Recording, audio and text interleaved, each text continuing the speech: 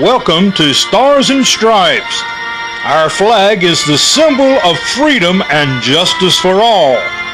Many brave Americans fought and died for this freedom. America was founded on Judeo-Christian principles. When we allow our Constitution to be destroyed and God is taken out of America, there is and can be no freedom. We are very excited to have all of our dignitaries here in the audience today. We have several members of Congress. We have several members of the legislature. We have several courts. And we've got Republicans from all 100 counties who are here tonight. And this has been an absolutely fantastic convention. Now, you guys know we had a couple other speakers last night and earlier today for lunch. And we have a very special speaker here with us tonight. Make sure that we are going to be able to roll out a great North Carolina welcome for President Donald J. Trump. Thank you very much. Thank you very much. Thank you very much. Great crowd. This is beautiful. I want to thank Michael and congratulations on your re-election as party chairman. That was a big deal. That was a big deal. It's great to be back in North Carolina, a very special place, very special place. We've had tremendous success here. We won it twice. We won the primaries twice. We won the election twice. It was great. Sit down. Come on, let's all be with each other. We have nothing else to do tonight. I also want to thank our outstanding NRCC chairman. Where is the chairman? Richard Hudson, where's the chairman? Come on, Richard, stand up. We just got back from Georgia, and he's even a celebrity in Georgia. We had a great crowd in Georgia, too. He's fourth in line for speaker, and his wonderful wife, Renee, is incredible, and she served 4 years, actually, in the White House as Kellyanne. Has anyone here of Kellyanne Conway? Nobody, right? She's so fantastic, but thank you and thank the family. Your family is fantastic. We appreciate it. Thanks also to one of the great stars of the party, one of the great stars in politics, Lieutenant Governor Mark Robinson.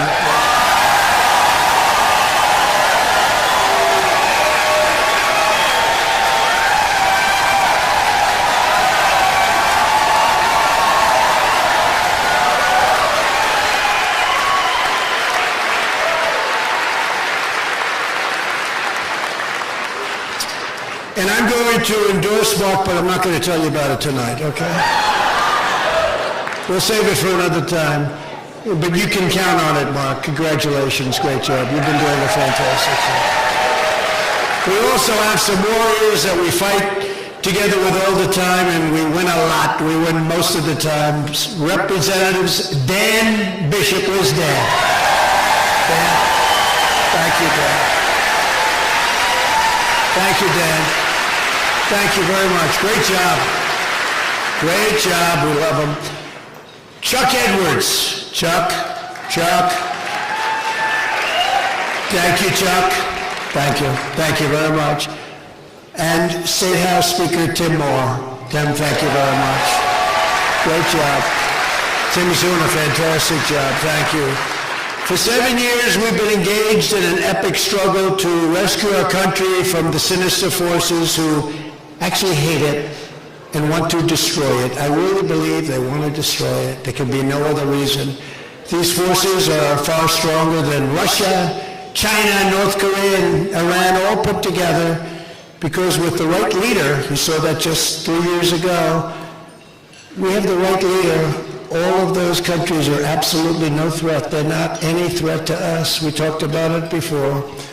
Right now, however, they're putting us in the most dangerous position in the history of our country. We've never been in a position like this. There's never been such danger. It's because of the weaponry, the power of the weaponry. And we have people that have no clue. We have people in office that have no clue. Together we stand up to the globalists. We stand up to the Marxists. We stand up to the rhinos, because they're very bad. Because you don't know where they're coming from, the rhinos, you don't know where they're coming from. We stand up to the communists and the environmental extremists because I'm an environmentalist. I really believe that. We've done some great things for the environment, but you have extremists, and you don't know whether or not they're really serious about some of this stuff. It's not even believable. We stand up to the open borders fanatics, destroying our country. The radical left Democrats, their lawless partisan prosecutors, and the fake news media. We have a lot of it back there, but not all of that, my friend. That's a big group back there, by the way. Dan, I think they're here for you, maybe.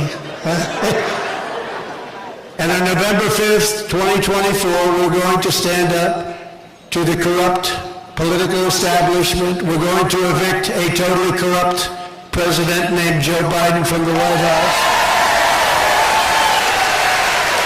And we're going to finish the job that we so successfully started. Probably there's been no more important 4 years than we had. We did a great job, all of us together. Things we did nobody thought were possible. I put everything on the line. I will never yield. I will never be deterred. I will never stop fighting for you. Never.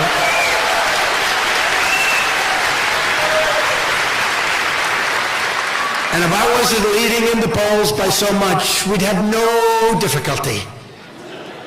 And you know, they're the party of disinformation. They say, oh, we want to run against Trump. In the meantime, we got 5,000 prosecutors after us because they don't want to run against Trump. We beat him the first time. We did much better the second time. We beat him. We did much better the second time. More than any other president, more votes than any other sitting president has ever gotten, and more votes in terms of the margin, from 63 million, and they had millions and millions. No president's done that. Usually they get less the second time. You know, you get tired of them. They weren't tired of me because we got many more votes. With your vote, we will take back our country from these fascists and thugs, and we will indeed make America great again.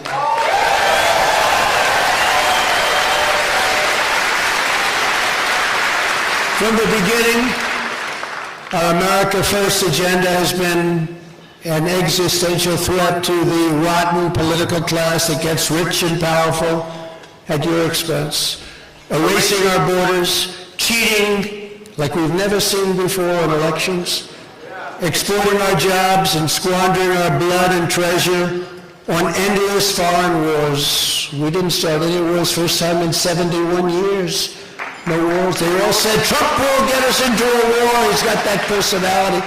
No, it was my personality that kept us out of wars.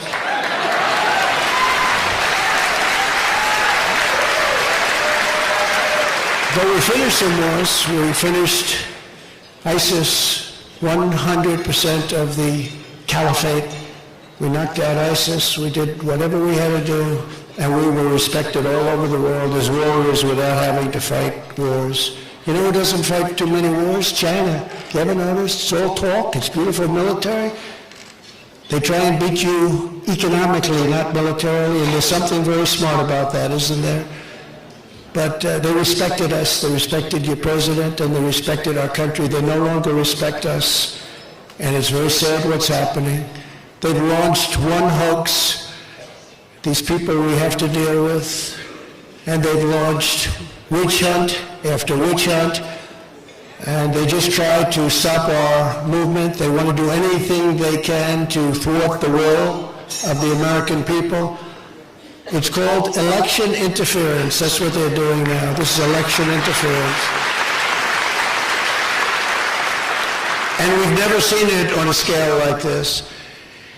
And you have to understand, the other side is downright crooked. That's why we now call him Crooked Joe Biden, because, you know, we took the name away from Hillary. She suffered enough with that name. So I retired the name from Hillary because I wanted to bring it over to Biden, because he's probably worse than she ever was, and that's saying something. As the Durham report proved, they spied on my campaign. They forged false evidence to get illegal surveillance warrants. The FBI offered $1 million for a fictitious dossier written by a foreign spy to try and frame me for treason. We beat it all off, didn't we? They put our country through hell, and they knew it was a lie the entire time. They knew it was a lie. They knew the laptop from hell was a lie. They knew everything. Remember, it's not me they're going to go after. And if you think of it, whoever took my place, and I hope it's not going to be anybody, because we're the ones that are going to save this country, because our country's in trouble. They'll go after that person, and that person will not be able to withstand the fire. And I know all of them. I know them all. And they actually admit it. They come to me, how do you stand this? And I usually look at them and say, in a sick way, I sort of enjoy it. Because it exposes them. It exposes them for what they are. And it's also lifted the poll numbers to even higher legs. Have you seen this? The polls are through the roof, and the fundraising, small dollar fundraising, is setting records. But still, you get indicted over nothing. You get indicted over the Presidential Records Act, which they don't even admit. They call it the Espionage Act. These are sick people. We had Russia, Russia, Russia, Ukraine, Ukraine, Ukraine, the no collusion Mueller witch hunt, impeachment hoax number 1. Remember the perfect phone call? Impeachment hoax number 2, the illegal censorship of the Hunter Biden laptop from hell, the 51 intelligence officials who falsely said it was Russian disinformation. Remember they said that? I said, nobody believes that. Who would believe that? You see the pictures, horrible pictures. The real pictures haven't been exposed yet. But all of this, and it just kept coming and coming and coming, and it would for another person in my position, but they wouldn't be able to handle it. They wouldn't be able to take it, because you're dealing with crazy lunatics. Now the Marxist left is once again using the same corrupt DOJ and the same corrupt FBI and attorneys general and local district attorneys to interfere in our election at a level that our country has never witnessed before. These criminals cannot be rewarded. They must be defeated. We have to defeat them soundly. In the end, they're not coming after me. They're coming after you, and I'm just standing in their way.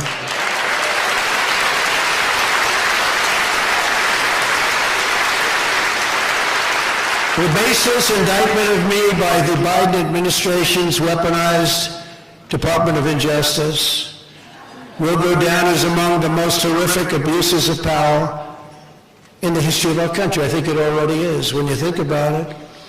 And certainly going back to Obama, when I said, they spied on my campaign, everybody, including the fake news media back there, they said, oh, that's so crazy. Turned out I was right. This vicious persecution is a travesty of justice. You're watching Joe Biden try to jail his leading political opponent. Think of it. This is like third world country stuff. Trying to put his opponent, who's leading him by a lot, wants to put him in jail over following a civil act. This is a simple thing. The Presidential Records Act, it's all under the Presidential Records Act, as it should be.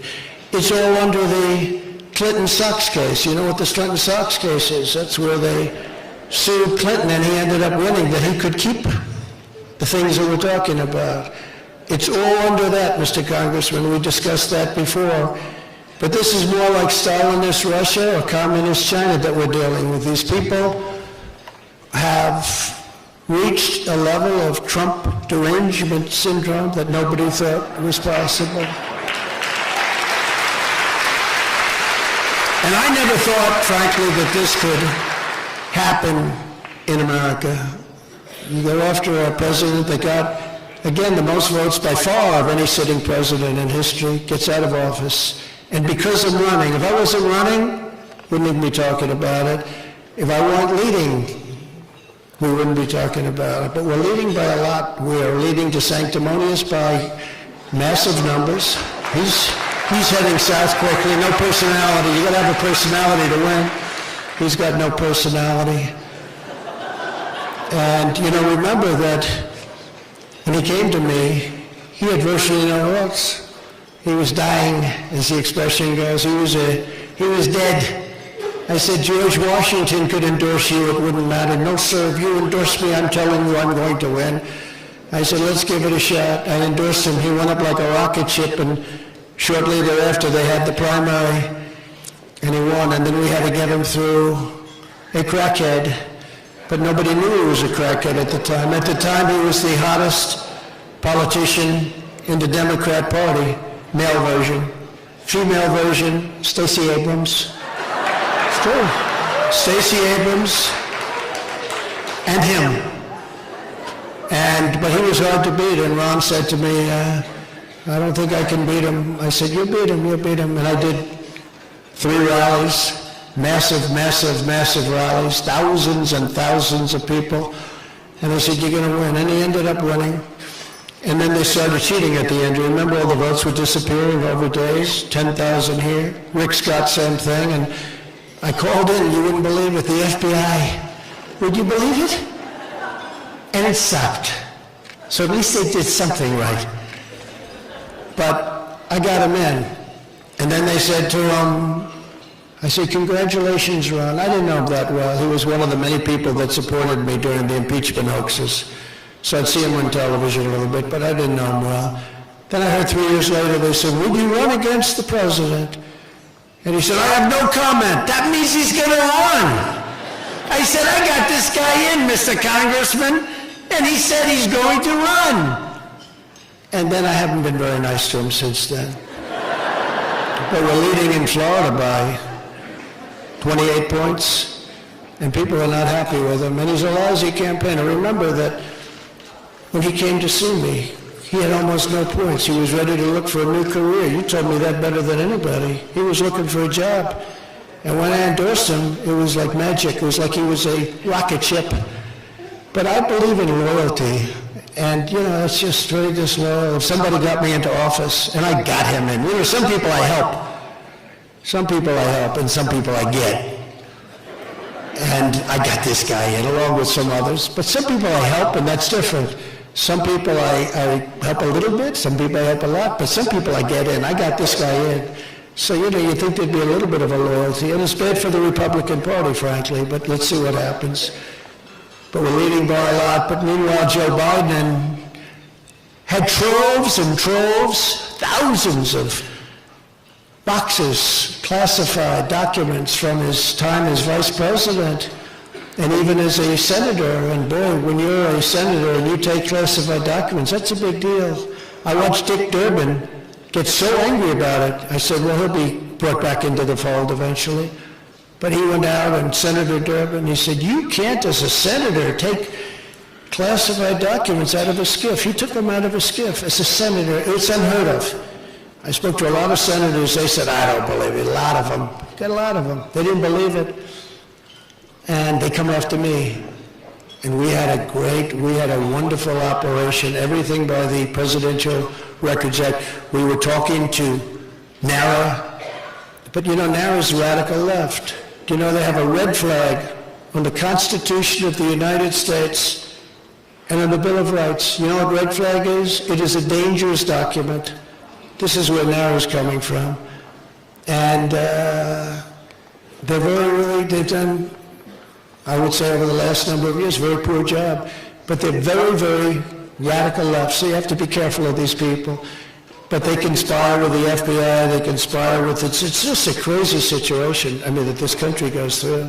If we could devote the same brilliance to making America great again, to fighting Russia, to fighting China, to fighting all these people that are eating our lunch like China. We did a great job with China. I took in hundreds of billions of dollars in taxes and tariffs from China. Think of it. No other president took in any money, not $2. But many of Biden's documents were in Chinatown, D.C. You know that? You know what Chinatown, D.C. is? That's the real deal. That's the place. And he's getting money based on reports currently.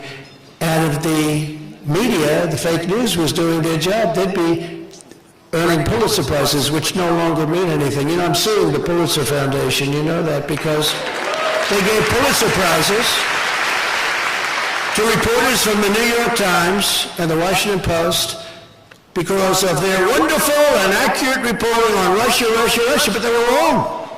In fact, the Durham report just said how wrong they were, but they were. But we knew that even before the Durham report. Many of them have already conceded the fact that they were wrong. And they have Pulitzer Prizes. We want those prizes taken back, and we want them maybe reissued to other people like Greg Jarrett, like John Solomon, like all these people that actually did call it right. They were real reporters. They really did a great job.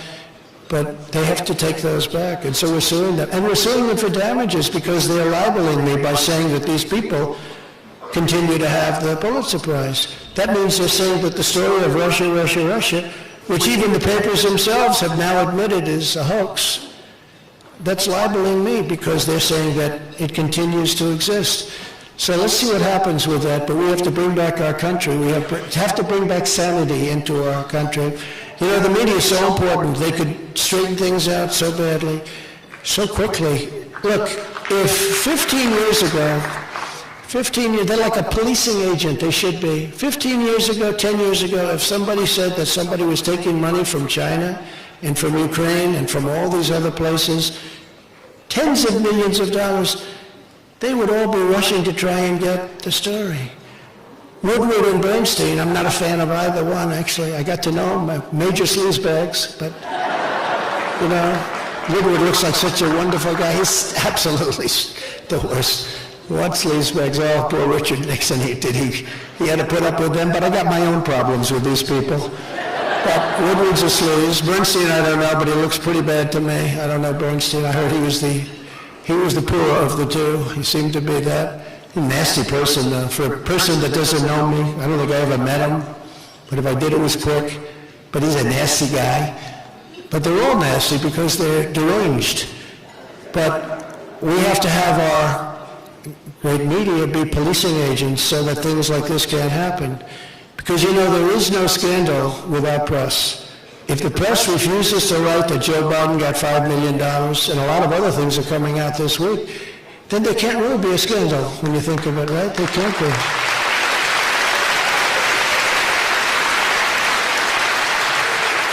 Jamie Comer and Jim Jordan have been incredible on the whole of their committees. But you know, it's amazing that they sometimes say to me, not the two individuals, but people in the committees and people in Congress, we were talking about it just a little while ago with a few congressmen, we have stuff that's so earth-shaking. And you put out the announcement and you think it's going to be headlines in the New York Times or the Washington Post and every paper and every ABC, which is real fake. I call it ABC fake news, NBC fake news, CBS fake news. But you put it, or I put fake in front of every one of them. And nobody can say it's not. It's like they're coordinated. They're totally coordinated. They use a word, like they had a word not so long ago, manufactured. The votes are manufactured. Every station said the same thing. It's never been used in politics before. Nobody ever said votes are manufactured. Every one of them. We want to report that the votes have been manufactured. You turn to the next one, ABC. The votes have been manufactured. It's like somebody sends them a memo what to say. But if they were honest, our country would be in such great shape. Amazing. But they're not. It's no coincidence they indicted me the very same day it was revealed that the FBI hid explosive evidence that Joe Biden took a $5 million illegal bribe from Ukraine. Now, this is done. I haven't read anything about it. This would have been the biggest story in history 10 years ago. Walter Cronkite would have reported it, and he was on the liberal side, to put it mildly, but he would have made this the biggest story. But we don't have Walter Cronkite anymore, do we? The Walter Cronkites and the great ones are gone. Right as they're closing in on Hunter and Joe Biden, they want me to put up with this form of retribution like nobody's ever seen before, but it's okay because the public is smart. You know, it's amazing how smart the public is. I go through the town. I was always doing well, and people liked me, and we did great with the, all the votes we got, the most ever. for sitting president, but I was doing great. I've never had receptions. We just left Georgia, and we had a room that was, they'd never had anything like it. And there were thousands and thousands of people outside trying to get in for the Republican chairman's lunch. Not normally the biggest thing.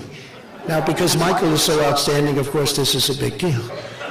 But you've never seen the streets, tremendous crowds at the airport waiting, the airport being very far away from the venue where it was, people all along the roadway. And this is not really campaign season. People are disgusted with what's going on in our country. They want America back. They want America back.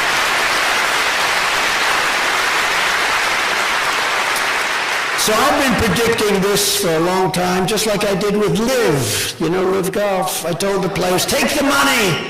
They all called me and said, thank you very much. Should I take $185 million? Say, yeah, take it. But sir, that means I have to leave the tour. Don't worry about it. Take it, because three things are going to happen. They're going to merge, which I predicted they would, and it was nice. They actually covered me very well. They said it was like really good. But they're either going to merge or they're going to be successful. In one case, got $185 million. Great one, Dustin. Great player, Dustin Johnson. Brooks Koepka. These guys, they're great. But, lots of others were offered hundreds of millions of dollars. They said no, and now there's a merger. And I actually made the statement. I said, if there's a merger and you don't take the money, you're going to have a lot of very unhappy golfers out there. And you have a lot of very unhappy golfers out there. But it was exactly as I said. But I called this one too. And I said that Hunter will probably be charged with some minor offense like jaywalking, so that the FBI and the DOJ can pretend that they're fair. Oh, we got Hunter. So while they're going after me under the Espionage Act, that's like the creation of missiles in their basement. They got him for nothing. And there's never been a more corrupt group of people in the history of our country running this country. I trust you enjoyed today's program. Please contact your congressman and let him know you are displeased with our Constitution being butchered. Remember to pray for America. Be strong and of good cheer. Remember, America is worth fighting and dying for, as is Jesus our Lord. Until next time, this is Kenneth T. Jones saying, so long, friends.